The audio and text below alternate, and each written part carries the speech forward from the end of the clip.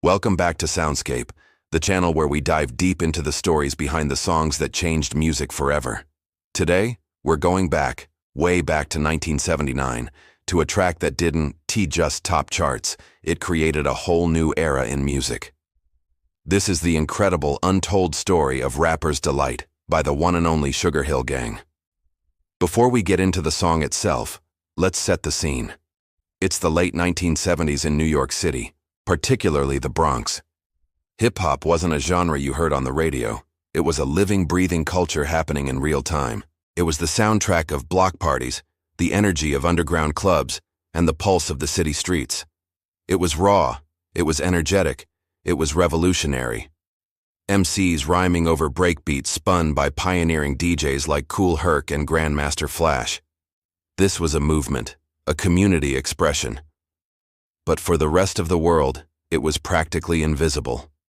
Nobody had figured out how to capture that lightning in a bottle, how to put it on a record and bring rap to the masses, until one woman had a vision. That woman was Sylvia Robinson. A successful singer and producer in her own right, Robinson was the co-founder of Sugarhill Records. The story goes that she was at a party in Harlem and heard people rhyming over a DJ's disco track. A light bulb went off. She saw the commercial potential. She realized she could take the rhymes of these street-savvy MCs, lay them over a hot disco groove, and release it as a single. It was a gamble, a huge one. The music industry at the time was dominated by disco, rock, and soul. Rap was seen as a fad, a neighborhood thing, but Sylvia was determined. Her first challenge was finding the rappers. This wasn't like holding an audition today. She famously drove around Englewood, New Jersey, listening for talent. One story says she found Henry Big Bank Hank Jackson working at a pizza parlor, rapping while he tossed dough. He then introduced her to Guy Master G. O'Brien and Michael Wonder Mike Wright. They weren't an established group. They were three guys who could rhyme, brought together by Sylvia's vision. And just like that, the Sugarhill Gang was born. Now, for the music. The beat behind Rapper's Delight is one of the most iconic bass lines in history. It's the groove from Good Times by the disco-funk band Chic, played by the legendary bassist Bernard Edwards. There's some controversy here. Chic's members, Nile Rodgers and Bernard Edwards, were not initially credited or compensated for the sample, leading to a legal dispute. But that bass line was the perfect vehicle. It was infectious, smooth, and endlessly danceable. It provided the perfect polished foundation for the raw energy of the rhymes. The result of this experiment was Rapper's Delight, a sprawling, nearly 15-minute-long track that broke all the rules of pop radio. A typical single was 3 minutes. This was a marathon. But it didn't matter. It was so fresh, so different, that it couldn't be ignored. When it was released in September 1979, it was a slow burn, but then it exploded. It became the first rap song to break into the top 40 on the Billboard Hot 100 chart. It introduced hip-hop to a global audience, from kids in the Midwest to teenagers in Europe. While it wasn't technically the very first rap song ever recorded, that honor is often debated, with the Fatback Band as King Tim III being a strong contender. It was unquestionably the one that broke the dam. It was the first to prove that hip-hop could be a commercial juggernaut. Let's talk about those lyrics. The song opens with Wonder Mike's now legendary lines. I said a hip-hop, the hippie, to the hip-hop, and you don't stop. It sounds almost like a simple nursery rhyme now, but at the time it was an invitation. It was the secret password to a new world of music. The lyrics are playful, boastful, and full of storytelling. They aren't about deep social commentary, they're about having a good time. They talk about dancing, parties, fancy cars, and being the best MC on the mic. There's the story about going to a friend's house for dinner, and the food is just terrible. Have you ever went over a friend's house to eat, and the food just ain't no good? I mean, the macaroni's soggy, the peas are mushed, and the chicken tastes like wood.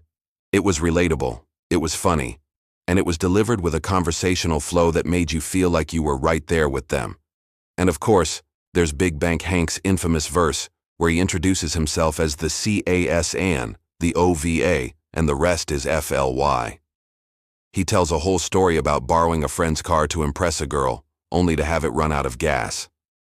A little-known fact, and another point of controversy, is that a large portion of Hank's rhymes were actually written by another pioneering Bronx MC, Grandmaster Caz of the Cold Crush Brothers. Hank had reportedly borrowed Caz's rhyme book, and those legendary lyrics ended up on the track without credit. It's a complicated part of the song's history, but it speaks to the informal, community-based nature of early hip-hop, where rhymes were shared, borrowed, and battled over. These lyrics weren't just words, they were a performance. They showcased rhythm, personality, and charisma. For listeners who had never heard anything like it, it was a revelation. This wasn't just spoken word poetry. This was culture, attitude, and swagger packaged for your radio, your cassette player, and your local dance club. The genius of Rapper's Delight was that it made rap accessible. It took the grit of the Bronx and polished it just enough for the mainstream, without losing its soul. So, why does listening to Rapper's Delight today still matter so much? It's not just about nostalgia for a bygone era. Listening to this track is like visiting a museum. It's a history lesson. It's the moment hip-hop culture kicked down the door of the mainstream music industry and announced its arrival. Every single rap artist today, from Kendrick Lamar to Drake, stands on the shoulders of this song. When you listen, pay attention to the structure. Hear those long, flowing, almost non-stop verses. In a world of 16-bar verses and catchy hooks, this song is an endurance test of lyrical creativity. Feel the energy and rhythm that would become the blueprint for countless rappers who came after them. It laid the groundwork for storytelling in rap. It established the persona of the boastful, charismatic MC. It proved that you could make a hit record that was just three guys rhyming over a beat for 15 minutes. If you've only ever heard the short radio edit, I challenge you to find the full version. Put on some good headphones, close your eyes, and just let the flow of Wonder Mike, Big Bank Hank, and Master G transport you back to the birth of a global phenomenon. The impact and legacy of Rapper's Delight are almost impossible to overstate. It went on to sell millions of copies, achieving platinum status, and proving to skeptical record executives that rap music wasn't just a fad, it was a commercially viable art form. This one song opened the floodgates. Soon after, other artists like Curtis Blow and Grandmaster Flash and the Furious Five were getting record deals. It sparked a creative explosion that led to the golden age of hip-hop in the 80s and its eventual takeover as the dominant cultural force in the world. Think about it. Without Rapper's Delight, the trajectory of modern music would be completely different. It's the musical equivalent of the Big Bang for commercial hip-hop. It's fun, it's historical, and it's a track that still has the power to get any party started.